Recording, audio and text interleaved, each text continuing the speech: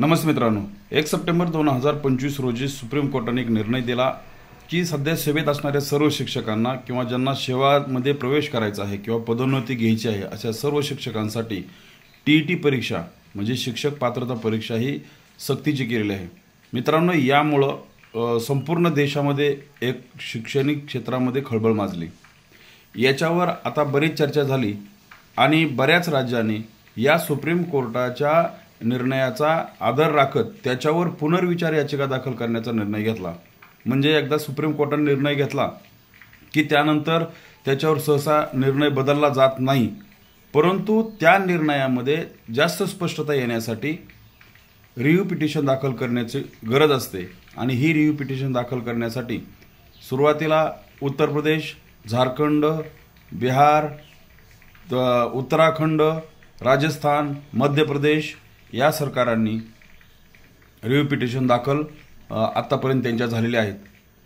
आणि या माध्यमातून रिव्ह्यू पिटिशनच्या माध्यमातून या जो सुप्रीम कोर्टाचा निर्णय आलेला आहे त्या निर्णयामध्ये अधिक स्पष्टता यावी आणि त्या जो आरटी ॲक्ट 2009 आहे त्या आरटी ॲक्ट 2009च्या नियमानुसार जी टीईटी आपल्याला कंपल्सरी करण्यात आली, ती टीईटीचा जो आदेश आहे तो पूर्वलक्षी प्रभावाने कसा लागू करता येणार नाही किंवा कसा लागू करता येत नाही या संदर्भात सुप्रीम कोर्टामध्ये रिव्ह्यू पिटिशन दाखल करणं गरजेचं होतं आणि त्या पद्धतीने ते केलं। आपल्या महाराष्ट्रात सुद्धा अनेक शिक्षक संघटनांनी या संदर्भात राज्य शासनाकडे पाठपुरावा केला आणि शेवटी संपूर्ण राज्याची जी समन्वय समिती आहे त्या समन्वय समितीने राज्य शासनाला 4 ऑक्टोबर 2025 रोजी म्हणजे शनिवारी संपूर्ण राज्यामध्ये मोर्चा आंदोलन काढण्याचं निवेदन दिलं आणि या पत्राची दखल घेत महाराष्ट्र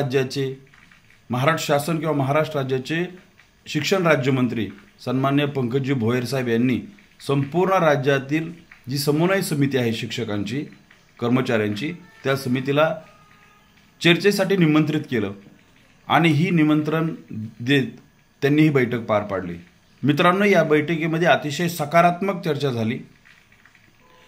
सगळ्या ज्या संघटना होत्या त्या सगळ्या संघटनांनी एका सुरात शासनाकडे ही मागणी केली की आरटी ॲक्ट 2009 नुसार महाराष्ट्रामध्ये 13 फेब्रुवारी 2013 रोजी टीईटी ही परीक्षा कंपल्सरी करण्यात आलेली आहे आणि 13 फेब्रुवारी 2013 नंतर जेवढे काही शिक्षक सेवेमध्ये आलेले आहेत ते सर्व शिक्षक हे टीईटी परीक्षा उत्तीर्ण आहेत आणि ह्या आरटी ॲक्ट 2009च्या कायद्यानुसार जी काही शिक्षक पात्रता परीक्षा कंपल्सरी केली, सक्तीची केली, ती ज्या ज्या राज्यांनी ज्या ज्या वेळेस ती टीईटी परीक्षा स्वीकारली त्या वेळेपासून पुढे ही परीक्षा अंमलात आणली गेली किंवा ते पत्र लागू झालं। 2019 साली सन्मान्य कपिल पाटील साहेबांनी सुद्धा शिक्षक संचालकाकडे पत्र लिहून विचारलं होतं की आता 2013 नंतर जे शिक्षक सेवेमध्ये आलेले आहेत त्यांच्यासाठी टीईटी परीक्षा सक्तीची आहे का। त्यावेळेस मान्य संचालकांनी सुद्धा उत्तर दिलं होतं की 13 फेब्रुवारी 2013 मध्ये महाराष्ट्रात टीईटी परीक्षा सक्तीची करण्यात आली, त्यानंतर जेवढे शिक्षक आहेत त्या सर्वांसाठी सेवेत राहण्यासाठी किंवा पदोन्नती घेण्यासाठी टीईटी परीक्षा उत्तीर्ण होणं गरजेचं आहे, परंतु अगोदरच्या शिक्षकांना मात्र ही टीईटी परीक्षा सक्तीची नाही। मित्रांनो, हाच या मीटिंगचा सर्वात मोठा गाभा होता, परंतु योग्य मार्गाने जाण्यासाठी अनेक संघटनांनी वेगवेगळे पर्याय सन्माननीय शिक्षण राज्यमंत्री भोयर साहेबांना सुचवले। या संदर्भात पहिला पर्याय म्हणजे या सर्व सुप्रीम कोर्टाच्या निर्णयावर एक समिती गठीत करण्यात यावी। त्या समितीने त्या सुप्रीम कोर्टाच्या निर्णयाचा अभ्यास करून शासनाचे विधितज्ञ जे कायदातज्ञ आहेत, ज्येष्ठ वकील आहेत, त्यांच्याशी चर्चा करून या निर्णयापासून जास्तीत जास्त शिक्षकांना मुक्ती कशी मिळेल या संदर्भात चौकशी समितीने किंवा एक समिती गठीत केल्यानंतर तिने अहवाल सादर करावा, ही पहिली मागणी होती।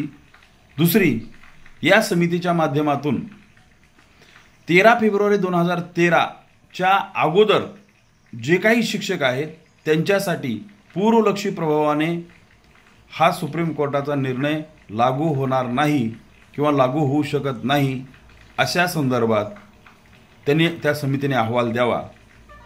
उदाहरणार्थ जर आपल्याला सांगायचं झालं तर 3 अपत्यांचा GR आला 2005 साली।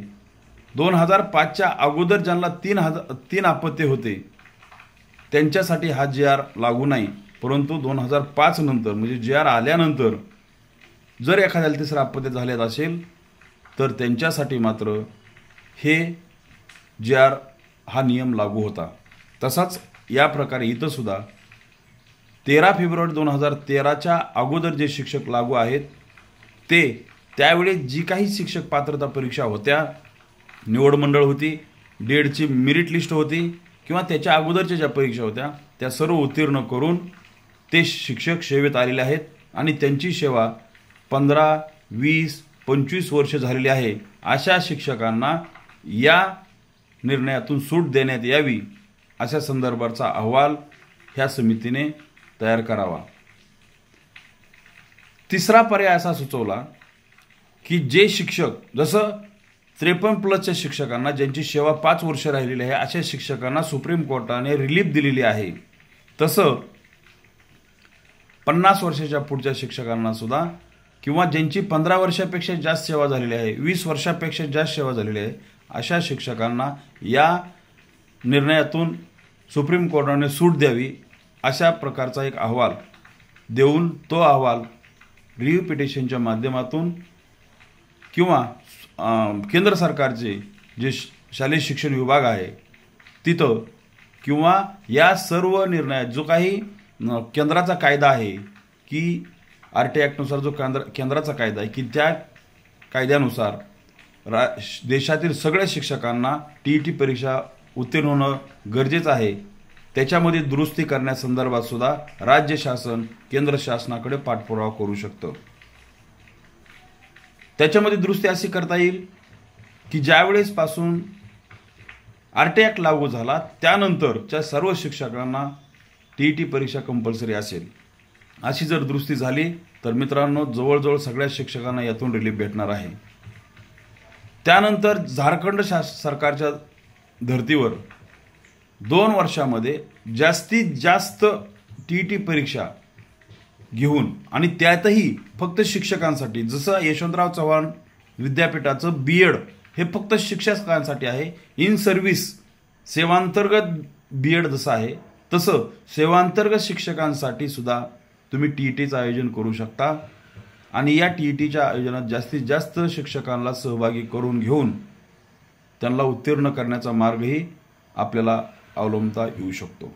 मित्रांनो त्याच्यानंतरचा अनेक संघटनांनी याबाबत सन्माननीय राज्यमंत्री साहेब यांच्यासमोर विनंती केली की याबाबत आता TETचे फॉर्म सुटलेले आहेत, 2 ते 3 दिवसामध्ये त्यांची मुदत संपणार आहे, मग याबाबत महाराष्ट्रातील जे काही शासकीय कर्मचारी आहेत शिक्षक त्यांना TET कंपल्सरी आहे की नाही आहे या संदर्भात एक परिपत्र काढून खुलासा करावा, जेणेकरून ज्या शिक्षकांना TET परीक्षा द्यायची असेल ते देतील किंवा ते फॉर्म भरतील किंवा आपलं अधिकृत पत्र आल्यानंतर सेवांतर्गत शिक्षकांना TETमध्ये फॉर्म भरण्यासाठी त्यांना मान्यता मिळेल अशा संदर्भाचा एक तोडगा त्या बैठकीमध्ये ठरवण्यात आला। लवकरच या सर्व गोष्टीचा विचार करून माननीय शिक्षण राज्यमंत्री सन्माननीय भोयर साहेब यांनी सर्व शिक्षक संघटनांना आश्वासित केलं की तुमच्या सर्व मुद्द्याशी सरकार हे सकारात्मक आहे। माननीय मुख्यमंत्री, माननीय उपमुख्यमंत्री, माननीय शिक्षण मंत्री या सर्वांशी चर्चा करून शिक्षकांना योग्य तो निर्णय न्याय देण्याचा प्रयत्न राज्य शासन करेल। त्यानंतर शिक्षकांना जास्तीत जास्त सूट कशी मिळेल या संदर्भात राज्य शासन योग्य तो निर्णय घेईल आणि तुमच्या सर्वांच्या मागणीनुसार सुप्रीम कोर्टामध्ये ज्येष्ठ विधितज्ञाच्या मार्गदर्शनाखाली रिव्ह्यू पिटिशन पुनर्विचार याचिका दाखल लवकरच केली जाईल। आता सध्या तुम्ही 4 ऑक्टोबर रोजी पुकारलेला आंदोलन किंवा बंद हा तुर्तास मागे घ्या. राज्यामध्ये सध्या पूर परिस्थिती आहे, त्या सर्वांचा विचार करून 17 ऑक्टोबर 2025 पर्यंत आम्ही सुप्रीम कोर्टामध्ये पहिलं पाऊल म्हणून रिव्ह्यू पिटिशन दाखल करू. या संदर्भात माननीय शिक्षण राज्यमंत्र्यांनी आश्वस्त केलं आणि ही बैठक समाप्त झाली. मित्रांनो, अशा मार्गाने जर सगळे गेले तर महाराष्ट्रातल्या 2013च्या अगोदर लागलेल्या शिक्षकांना TET कंपल्सरी होणार नाही. परंतु यात थोडंसं संघर्ष आहे, थोडासा कायद्यामध्ये दुरुस्ती आहेत, सुप्रीम कोर्टामध्ये रिव्ह्यू पिटिशन दाखल करणं आहे, त्याचा निकाल येणं बाकी आहे. त्याच्या अगोदर शासनाने एक पत्र काढून सर्व शिक्षकांना आश्वासित केलं पाहिजे की जोपर्यंत TETचं प्रकरण न्याय प्रलंबित आहे तोपर्यंत कुणाच्याही नोकरीला धक्का लागणार नाही किंवा कुणाचीही नोकरी धोक्यात येणार नाही. या संदर्भात शासन लवकरच पत्र काढेल अशी अपेक्षा सर्वसामान्य शिक्षकाची आहे. धन्यवाद मित्रांनो.